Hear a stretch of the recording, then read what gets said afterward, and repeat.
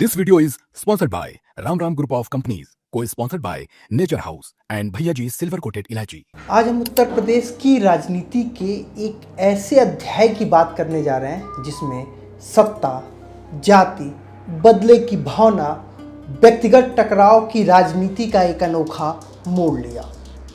नमस्ते, मेरा नाम है ब्रिजेश तिवारी और आप देखना शुरू कर चुके हैं बतकही चौक और बतकही किस्से सुनेंगे आज किस्सा ये कहानी है राजा भैया यानी रघुराज प्रताप सिंह और बहुजन समाज पार्टी की सुप्रीमो मायावती के बीच में लंबे समय तक चले सियासी संघर्ष की। दो ऐसे नेताओं की कहानी जिसमें कई बार टकराव हुआ, कई बार प्रदेश की राजनीति में नया मोड़ आया, लेकिन इस कहानी की शुरुआत होती है 1997 से। 1997 में जब उत्तर प्रदेश में भाजपा और बीएसपी का गठबंधन था, तब सत्ता का साझा प्रयोग का दौर शुरू हुआ था। ये बात तय हुई थी कि 2.5 साल बसपा की तरफ से मुख्यमंत्री होंगे और 2.5 साल भाजपा की तरफ से।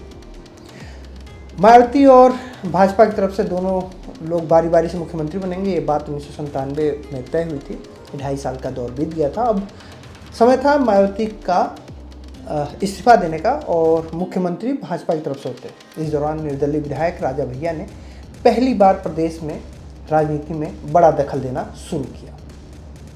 चूँकि अब ऐसा क्यों है, मायावती ने वो जो दौर था उस दौर में उन्होंने अपना जो 2.5 साल का वक्त पूरा होने के बाद जब उन्हें सत्ता से हटना था, मुख्यमंत्री की कुर्सी से जब उन्हें छोड़नी थी, उन्होंने ऐसा करने से मना कर दिया। यहाँ पे एंट्री होती है राजा भैया की। इस दौरान निर्दलीय विधायक राजा भैया ने पहली बार प्रदेश के राजनीति में बड़ा दखल दिया। वो सत्ता में बैठे लोगों के समीप पहुँचे और भाजपा को समर्थन देके कल्याण संघ की सरकार बनाई। उन्होंने बसपा के भी विधायकों को तोड़ा।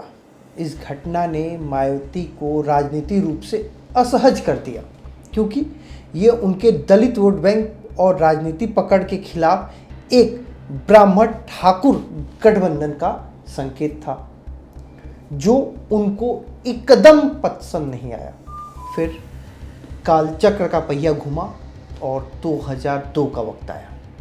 मायावती दोबारा मुख्यमंत्री बनी और ये वक्त भी वही था कि भाजपा के सहयोग से, भाजपा के गठबंधन से सरकार बनी। भाजपा की तरफ से एक लिस्ट दी गई जिसमें मंत्रिमंडल में कौन कौन शामिल होंगे उनका नाम लिखा था। उसमें रघुराज प्रताप सिंह, राजा भैया का भी नाम था। वो नाम मायावती को पसंद नहीं आया और उन्होंने उस नाम पे जानने से मना कर दिया। चूँकि आला कमान को लगा कि सत्ता जरूरी है, उन्होंने उस बात पे मान लिया कि ठीक है, अभी कैबिनेट में शामिल नहीं करते हैं, सरकार बनाते हैं। जैसे वक्त बदला, मायावती को वो ठेस अभी तक याद थी। अब इस किस्से को आराम से समझते हैं। वर्ष 2002 में जब मायावती दोबारा मुख्यमंत्री बनी तो उन्होंने राजनीति विरोधियों पर शिकंजा कसना शुरू कर दिया। इसी क्रम में 2 नवंबर 2002 को रात करीब 2 बजे राजा भैया पे आतंकवाद निरोधक कानून यानी पोटा के तहत गिरफ्तारी कर लिया गया। ये गिरफ्तारी उत्तर प्रदेश की राजनीति में भूचाल की तरह थी। उन पर आरोप था कि उन्होंने भाजपा विधायक पूरन सिंह को धमकाया और अगवा किया। साथ ही उनके पिता, रिश्तेदार को भी जेल भेज दिया गया था। इस कार्रवाई को व्यापक रूप से मायावती के राजनीतिक प्रतिरोध के रूप में देखा गया। मगर कहानी यहीं ख़त्म नहीं होती है। मायावती सरकार ने राजा भैया के पुश्तैनी जमीन पर एक अनोखा हमला बोला। प्रतापगढ़ जिले में स्थित भदेरी रियासत में लगभग 600 एकड़ जमीन पर सरकार ने तालाब घोषित कर खुदवाई करवाई। वहां भीमराव अंबेडकर पक्षी विहार बना दिया। कहा जाता है कि खुदाई के दौरान वहां नरकंकाल निकले और लोगों में दहशत फैल गई।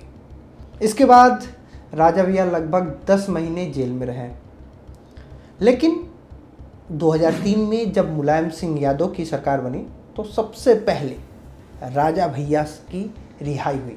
सरकार बदलते ही पोटा केस वापस लिया गया और राजा भैया को क्लीन चिट मिली। ये उनके राजनीतिक जीवन का एक ऐसा मोड़ था, उन्होंने जेल से बाहर आकर दोबारा राजनीति में सक्रियता बढ़ाई और धीरे धीरे सत्ता में वापसी की। लेकिन ये टकराव फिर भी नहीं थमा।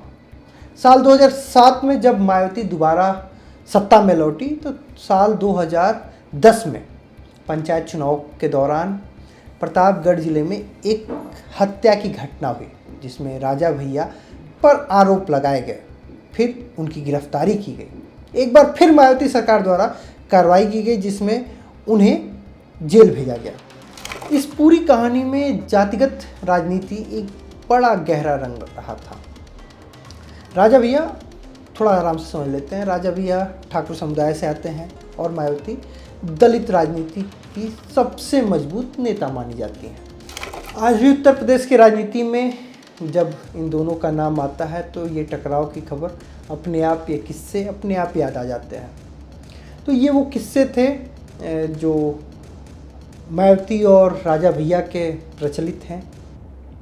3 बार राजा भैया जब मायावती सत्ता में आई तब वो जेल गए, और ये वो कहानी है जो बरसों याद किए जाएंगे।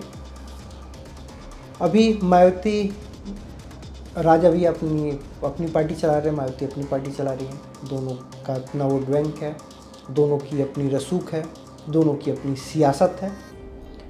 ऐसे ही किस्से कहानियों के लिए आप देखते रहिए बतकही चौक। मुझे दीजिए इजाजत, नमस्कार। New Public Inter College Lucknow. Admission open. For more information, call 0522 282232 or 7755 089585.